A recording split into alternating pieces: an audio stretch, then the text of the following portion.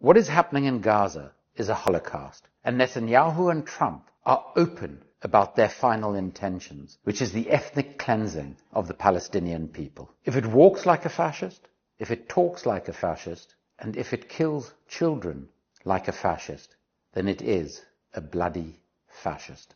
As the son of a Holocaust survivor, I find it difficult to make the Nazi analogy. But over the past 16 or so months, it has been very difficult to watch the genocide in Gaza and not think back to the horrific images of what was done to Jews by the Nazis. It enrages me to see the Holocaust that Israel is committing, justifying it by the Holocaust that was committed against the Jews, including my mother's family. Israel and the West have normalized the killing of children.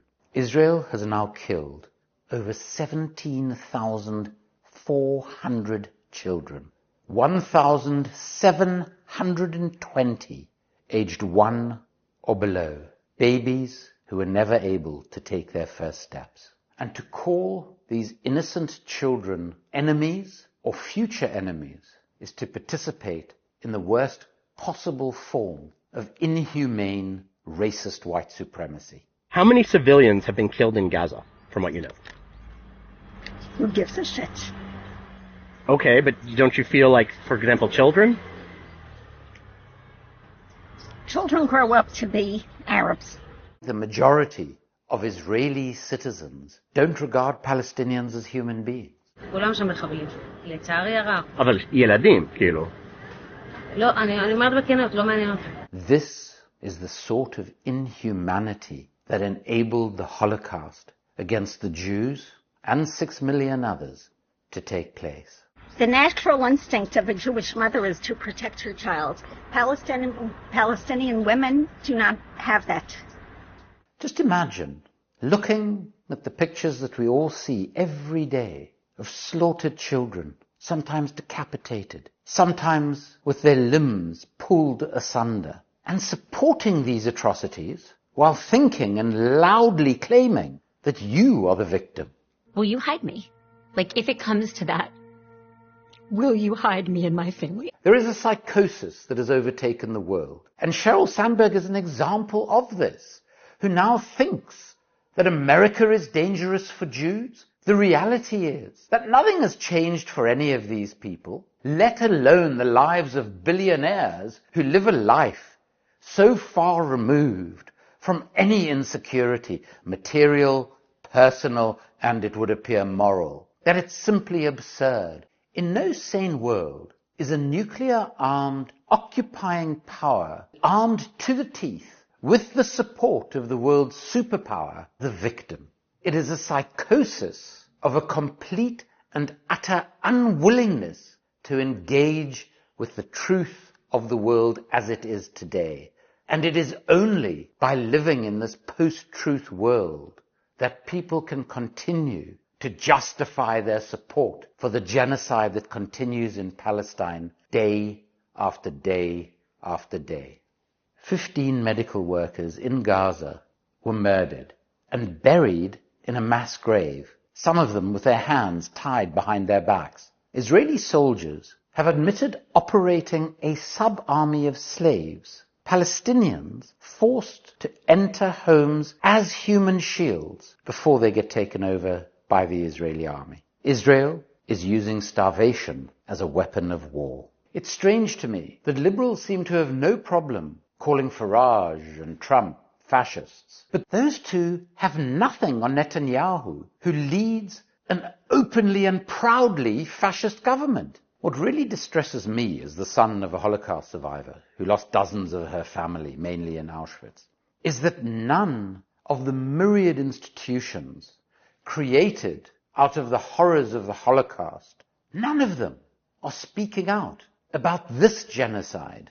We see it most palpably in places like Germany and Austria, where German police are beating up Jews who are critical of Israel, where they think any criticism of Israel, even while it is committing a genocide, is unacceptable. German immigration authorities have ordered the deportation of 4 foreigners for their involvement in pro-Palestinian protests. None of the accused has been convicted of any crimes. In the US, they attack and arrest their own citizens and make free speech and journalism a crime, and deport people who have the right to be in these countries who have committed no crime whatsoever.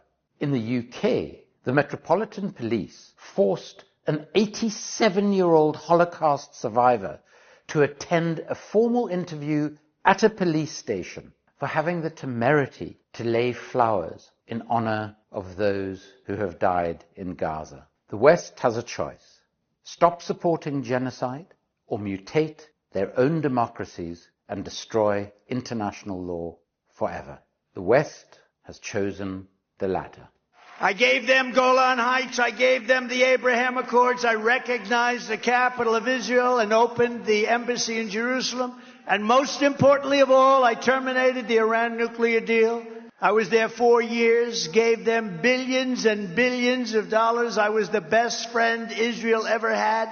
It used to seem that Israel was America's watchdog in the Middle East. It now seems that Donald Trump is Israel's watchdog in the White House. You have to ask, why are our politicians so enslaved, so subservient to a foreign country? Keir Starmer, my own MP, and David Lammy talk all the time about seeking peace. But why do they do everything in their power to ensure the continuation of the genocide?